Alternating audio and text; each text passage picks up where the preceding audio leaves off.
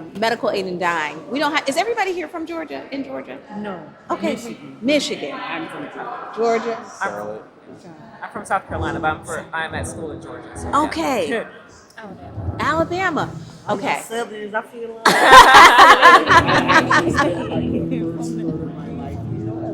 Here, okay.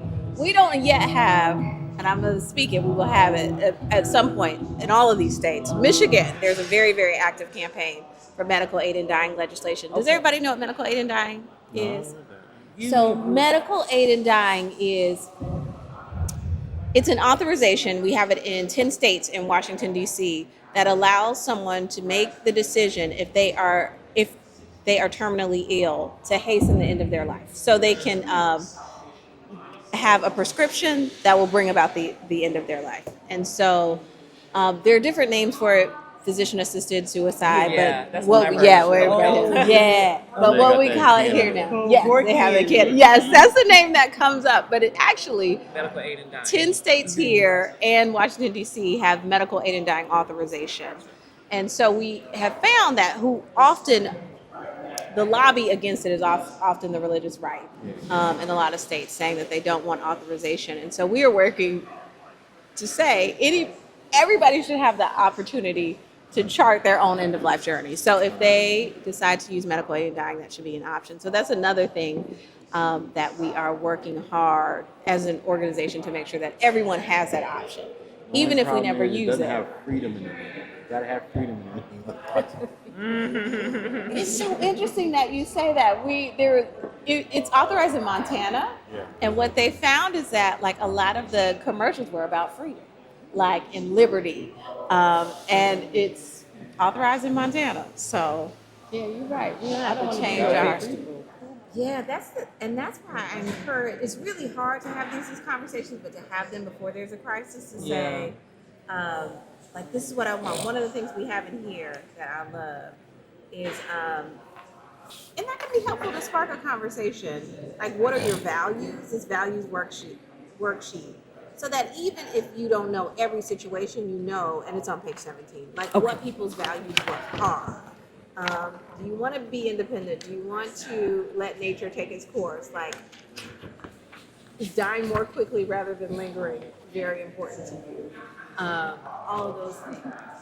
Alrighty, awesome. Well, our table was based on Compassionate Choices, their organization, and we specifically talked about medical aid in dying, which is very fascinating to me because as a public health student, I was taught about that, but I didn't recognize it at first because the one that we're taught is physician-assisted suicide or that kind of nature. So that was very interesting to learn about. And I love learning about this organization, how it's taking a more proactive and loving approach to death, because unfortunately, like we talked about the table, it seems like, well, it is a case that people want to avoid this. They don't want to prepare for this at all because it's something that people just don't want to approach.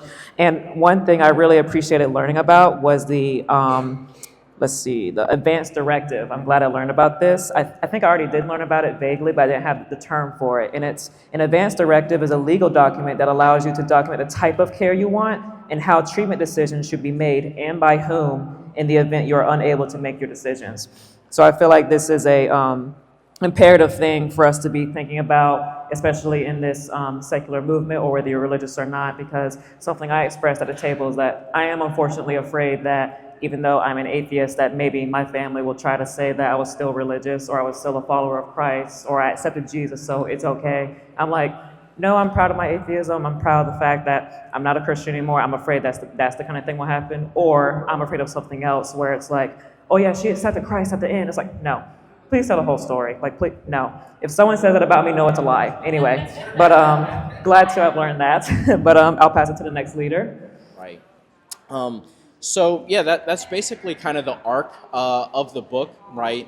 And the main argument is that secularism and atheism, agnosticism has been much more important and central to Black kind of political and intellectual life than we've been led to believe.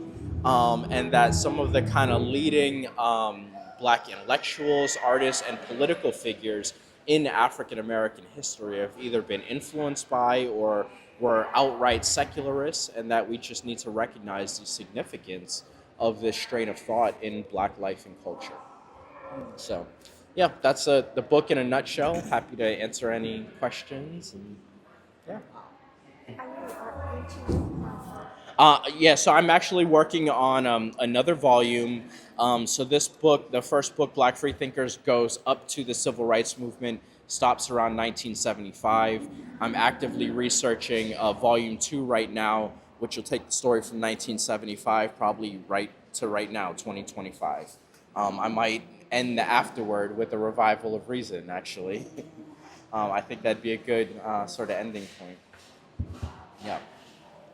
I've got a few other projects writing about Black Unitarians and Universalists, which also intersects with Black Freethinkers. Many of them have been religious skeptics, although some hold kind of dual religious identities, right? Some are like Buddhists and UUs or something like that, right? So very kind of diverse religious spectrum we see in UU churches. Yeah. Okay. Yeah, so A. Philip Randolph was a protege of Hubert Harrison, right? He migrated up to New York City from Florida around 1914, 1915. He took some classes at City College of New York, but he also took like basically open air classes from Hubert Harrison, who would travel all around New York City speaking about socialism, speaking about American imperialism against Christianity. And for Harrison, he really kind of tied together imperialism abroad, racism at home, capitalism, and Christianity together, right? For him, all of those factors were working together and kind of reinforcing one another.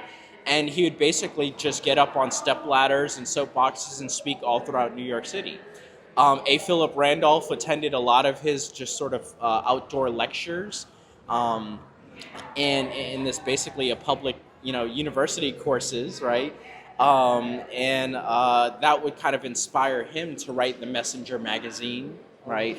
And to support Harrison's organization, the Liberty League of African Americans, right? So him and Chandler Owens are the main ones I see kind of coming from Harrison's lineage, but then there's also another sort of break-off group in the Harlem Unitarian Church, right? So Hubert Harrison attended that church from time to time. The Harlem Unitarian Church was led by the Jamaican Unitarian Egbert Ethelred Brown, who was a theist, but he was also a socialist and a religious humanist, right? He believed in God, but he thought like the best thing you could do for God is just to work to make life better for human beings, right? And he used his church as basically a kind of political and religious forum. So you'd hold debates in the church on whether or not there's a God, or is Jesus a Unitarian, or stuff like that, right? And after Hubert Harrison passed away in 1928, the Harlem Unitarian Church was actually renamed in his honor, the Hubert H. Harrison Memorial Church. So you can kind of see his kind of lasting influence throughout Harlem into the 1930s and 40s. Marcus Garvey, huh? I'm sorry, it remained a Unitarian church? Yeah, it remained a Unitarian church until Reverend Brown's death in 1956. Yep, so that's the first Black Unitarian church that lasted more than a year. There was a short-lived Black Unitarian church in Chicago in 1889, but it only lasted like 6 months. It was the People's Temple by a con man named John Bird Wilkins, or that was one of his many names. Dude had like a couple of dozen children all around the country. He had been married to like 5 or 6 different women at the same time. Yeah, it's a really crazy story. I think his like granddaughter or great-granddaughter wrote a family history. It's really interesting. Look it up. I think her name is Carolyn Wilkins, and she's writing about her grandfather. So yeah, that's one aspect. For Garvey, I'm not so sure about Garvey because he was himself pretty religious, and there was a very strongly religious aspect to his movement. But certainly, like fellow Jamaicans, I think kind of shared his anti-imperialism, and went even further than he did in religion. So one that I talk about is Claude McKay, and he was a socialist and an agnostic during the 1920s and 1930s in Harlem. He's an interesting figure, though, and it kind of shows you the complexities of religious identity, because towards the end of his life, he would become a really conservative Catholic, right? Even though he was very radical in his youth. So, yeah.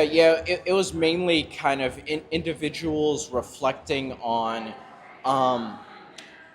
how slavery drove others to reject religion. Because you got to think about the purpose of any of these slave narratives is, one, to sort of highlight the injustice and immorality of slavery, but also to build alliances and to build like communities of concern, to get other people involved in the abolitionist movement. So for any formerly enslaved person to come out and say, slavery drove me to being an atheist, and I'm still an atheist or agnostic or whatever, although that term wasn't around till the 1860s, that would immediately undermine their credibility.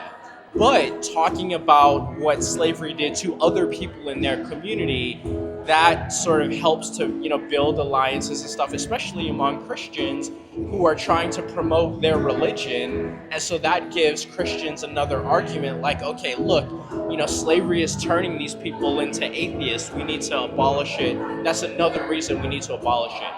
There were a couple of exceptions. Frederick Douglass was one, not super explicitly, but definitely implicitly comes out as a non-believer in a couple of his narratives. And then William Wells Brown does too. William Wells Brown was the first African American to publish a novel, Clotel, in 1853. He was a playwright, he was an abolitionist, and he's one of the few that just comes out very openly talking about his lack of religious belief and how slavery drove him to that. Okay. So we talked about my 2019 book, Black Freethinkers, A History of African American Secularism. I'll try to sum it up in like a minute or two. But basically, one of the things about this book is that kind of like our discussion about the cults earlier, atheism, agnosticism, secularism has often been coded in the Black community as a white thing, right? That's something that is foreign to our community. That's not something that we do. There's actually even a YouTube commercial or video I came across years ago.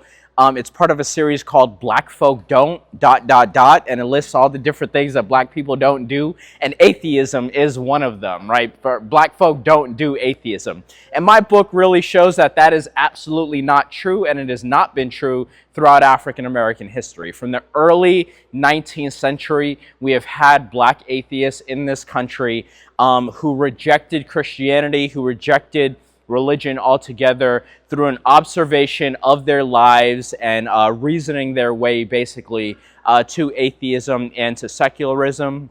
Looking into the late 19th and early 20th centuries, secularism has been really prominent in some of the most important political, artistic, and intellectual movements in Black history, right? Like Black radical politics with the socialist and communist parties, African American and anti-imperialism and Pan-Africanism in the early 20th centuries, and was really prominent in the Harlem Renaissance. And then, of course, in one of the most important kind of social movements in recent memory, the civil rights and Black power movements of the 1960s, Black atheists, agnostics, and religious skeptics were front and center in those, in both traditional civil rights organizations and some of your more radical ones like the Black Panther Party for self-defense. So when we look at our history, we see that secularism is not something that's foreign to or outside of African American culture, but one that's really been kind of central in Black intellectual cultural life and has played a really important part in political organizing throughout American history. So that's the book in a nutshell. Thanks. So, well, but yeah, so can someone like just tap me a beat? Like someone just tap me a tempo. Like just clap your hand. Yeah. Dun, dun, like that. Nice. Hey. Okay, cool. Okay, and then thank you. And then how's everybody feeling? Like, is there anything that you have felt strongly about during the sessions, just during the week? Could be personal, could be political, like just anything that's given you like a lot of thought or a lot of strong emotions around.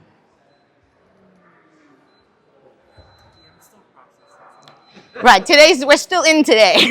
So, but what about you, Dan? When Candace said the definition of humanism is we are all we got. I thought that was a good name. We are all we got. We are all we got. Almost sounds like a title. Yeah.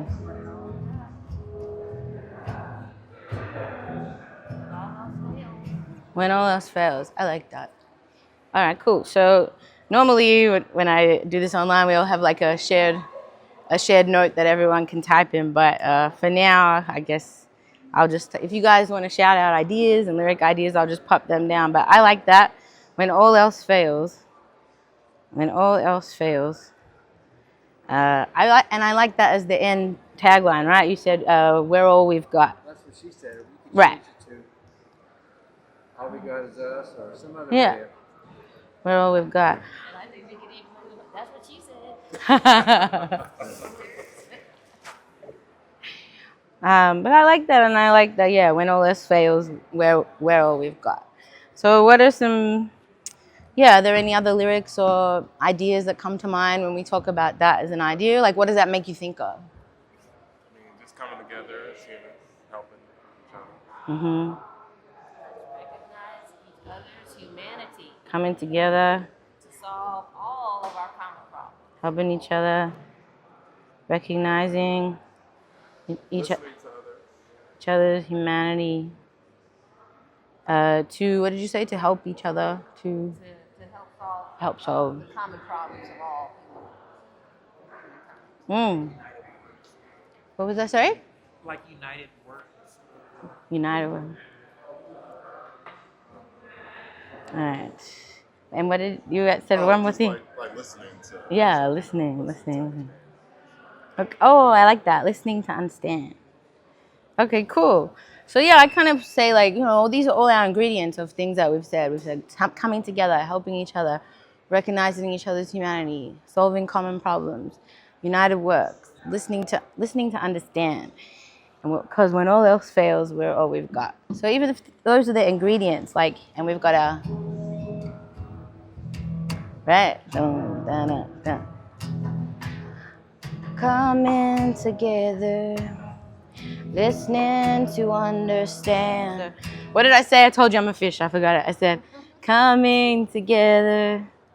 Listening to understand. Right? You guys gotta sing with me because otherwise I'll forget it straight away. And then if you guys have any ideas of melodies too, like just sing. But I like that. You like that? All right. Do you want to introduce it? So we were all asked to come up with some concept that came out of this conference, and everybody had different ideas, and we put them together into a song. And the ending of the song is Candace's line. Where's Candace? Where you said about humanism, we are all we got. It's now a song. Thanks. Okay.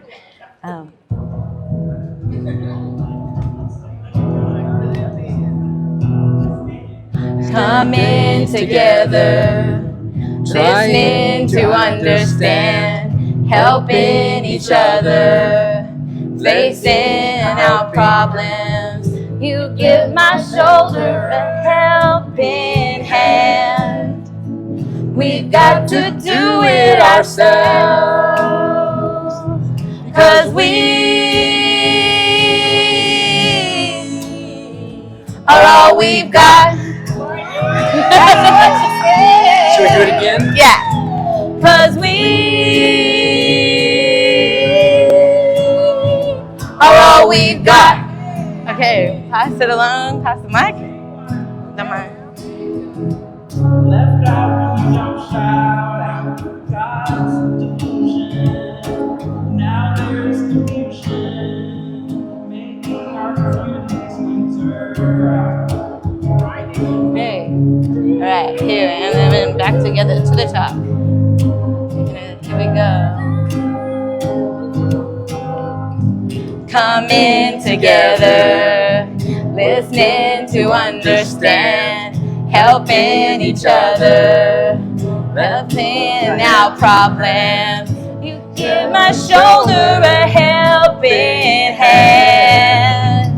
We got to do it ourselves, because we are all we've got. That's what she said. That's what she said. Because we are all we've got. All right, last time with the audience, everyone together. Come on now. Because we are all we've got. That was great.